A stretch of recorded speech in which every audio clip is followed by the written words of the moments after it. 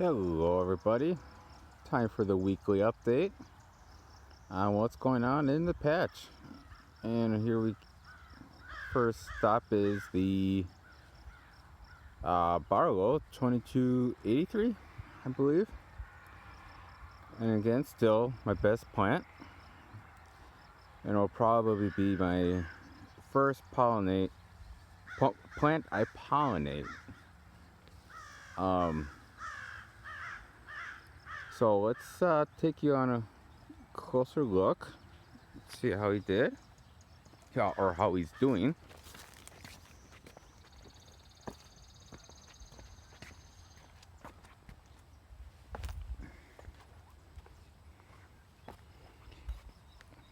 So here we are a little closer, and if you had watched my vine bearing video, you can see all the heavy equipment that came through did a pretty good job. Got all the vines buried, at least by the nodes. And yes, I know these guys aren't buried, but when I was burying them, this guy was kind of doing what he's doing right here, kind of pointed upwards. So now that they're laying flat right here, once it dries out, I will go back and bury each one of these leaves that touch the ground. And then we will go over here, and before I show you the potential big pumpkin, over here, about, I think what it was, just over a week, we had a wonderful windstorm, and I had a stick. It was right there. You can kind of see the scar, but it was rubbing on here all day long and all night long, and it's got really polished up, I guess you can say, which created a tough spot. So this guy was curling, and then as he was growing, he wanted to grow straight again, and he cracked here. But this has healed up pretty good.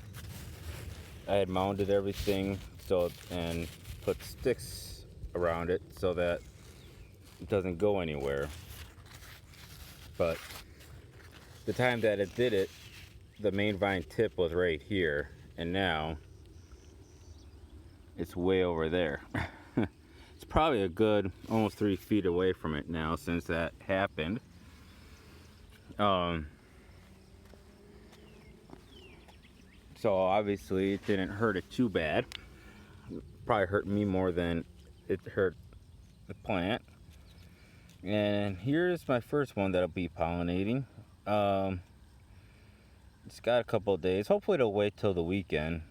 We'll see how it progresses. It's gonna be warmer and a little more sun now this week, so this guy might grow and mature faster. Otherwise, they've been taking their time with the cool, cloudy weather. So that's that guy. And he'll probably be, this vine, part of the vine won't grow anymore, so he's probably, I'd say, about a little over 12 feet out, which isn't bad. Still a little small, but doable to sustain a huge pumpkin. So the secondary, they're doing a very good job going underneath the walking board here. It's a little help for me, but I did manage Saturday, because they were talking rain on yesterday, Sunday, but it never came, which was alright because I still had stuff to do in here that had to get done. For example, over there's like 2 feet over here of broad forking that I had to do over here and over there that had to get done because this guy is at about 13 feet and from here over is 15 feet, and well, actually this over here over is 14 feet. Let me start over. 13 feet. Dead center is 15 feet, so it was more crucial that I finish broad forking over there because the vines or the roots will soon be over there. I think the roots are traveling a little slower this year, so that's how I was able to get away with that. But now, and I did that with all 3 plants. So now, basically from that walkway up to right where the plant is all nice and loose and fluffy. So now all I need to do is, once all this dries up again, I just need to make, do my little paths as ahead of the vine to keep all that nice and loose and freshly loose. Because every time it rains, all this dirt, it settles just a little bit. And also, besides broad forking and getting caught up with all the vine bearing, I did, as you can see here, I pinned down all the secondaries on both sides on all the plants, as well as the main vine. That's what that's called. Except for right here, I need to pin that. It did grow quite a bit since yesterday, which is good because we need that. So I am pretty happy though also with the color of the leaves. I've been giving them weekly Epsom salt, and which to me that greens up the leaves a lot better than the nitrogen does. And I've been giving, even when I foliar spray, I even give them just a skosh, just a skosh of Epsom salt as well, so they get like a taste of it daily. And I think they've been pretty happy about that. So now I will take you over to the Holland plant. Alright, now here we are over at the Holland. And as you can see again, I broad forked all that. So all this is nice and loose. When it dries up a little bit, probably towards the end of the week, but on all 3 of them, I'll take the loophole around all of this, and I may have to take some of these boards, put them over there, and yank those darn thistles. Those are my #1 nemesis of the weed world, because they're everywhere. But this is a million times better than it was in years past. So yeah, same thing. This guy is the second biggest plant.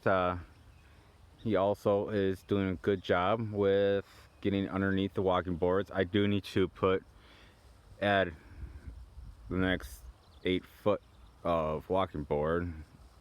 I've been focusing right now just making sure everything is nice and loose. So now that that's all caught up, I'll put the walking boards or extended walking boards. And this guy will be my second plant to pollinate, and I'll take you down to him. And there you go, there's pumpkin number 2.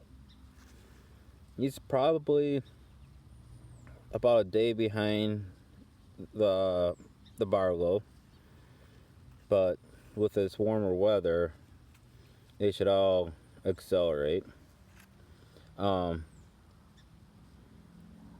So let's see here. Yeah, this guy's been pretty uneventful, which is good. No weird breaks or anything, weird rubbing. But I did want to mention, I do spray for insects, but when I was pinning down the vines and burying the vines, I did notice on one of the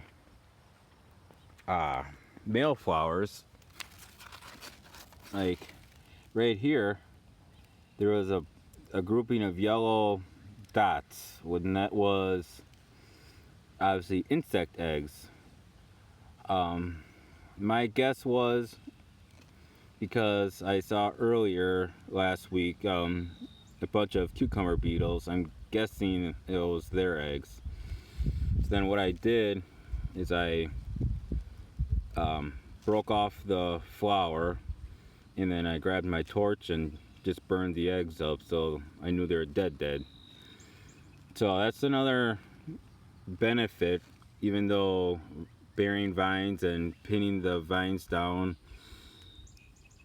can be it is pretty tedious, but you really get to know your plant. You see if there's any, like what I found were some eggs on there. You can see that, get rid of them, and you just get to see if there's any issues coming along before they get too bad. So there is more than one benefit of getting down and dirty with your plant and burying the vines and pinning them down. So I will take you now over to the mason, which is the smaller of the 3, and it'll be the last one to get pollinated. So let's head on over there. All right, now we're back over to the mason. Where is he? There he is. Oops, there. There's the next potential pollinating, or female flower, I should say, that'll be pollinated. He's a little ways away though, so maybe by the 4th of July, maybe. We'll see what this nice warmer summer-like weather does to all this. It could really accelerate his growth, or her growth. So that'll be the last one to get pollinated, which means it'll be the one that goes to the last way off for the season, at least for me. And here, I'll give you a, whoa, it's falling off the walking boards. And as you can see, this section needs a little more attention than the other 2.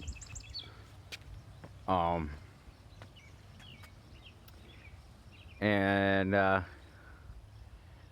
was just taking notice, running out of time. We got another round of, well, we got rain earlier this afternoon, and looks like there's round 2. Those might be thunderstorms, so time is running out. But this is the last plant though. But as you can see, there are secondaries coming through there. There's like maybe underneath that board, and that one's starting to come out this way. Really, this is the only one that came out. This side's doing better. Not sure why that half is being stupid. Yes, plant, I called you stupid. Get those secondaries going.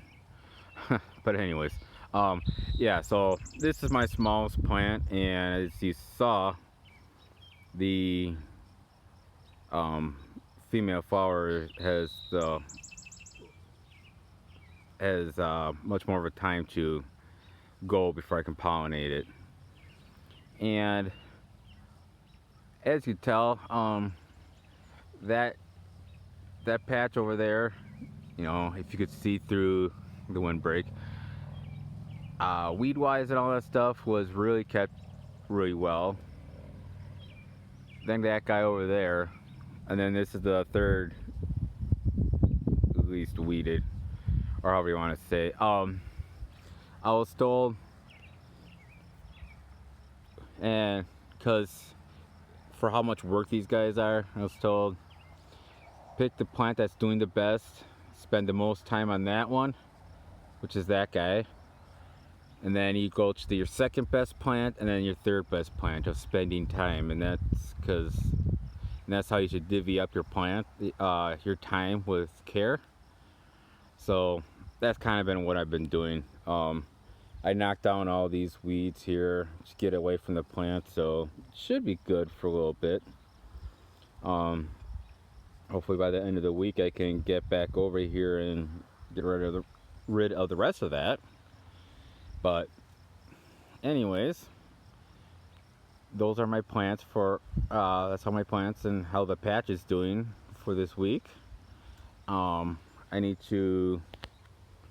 gonna probably grab a walking board from each section now and put it over each of the female flowers to protect it, just in case we get something nasty, and the rare occasion that it does hail. Been growing these guys for, this will be the 5th year, and only had hail the 1st year. So but still need to protect it anyways. So ask any closer, so I'm gonna sign off and protect my baby pumpkin plants. So until next time, guys, I'll see you later. Bye bye.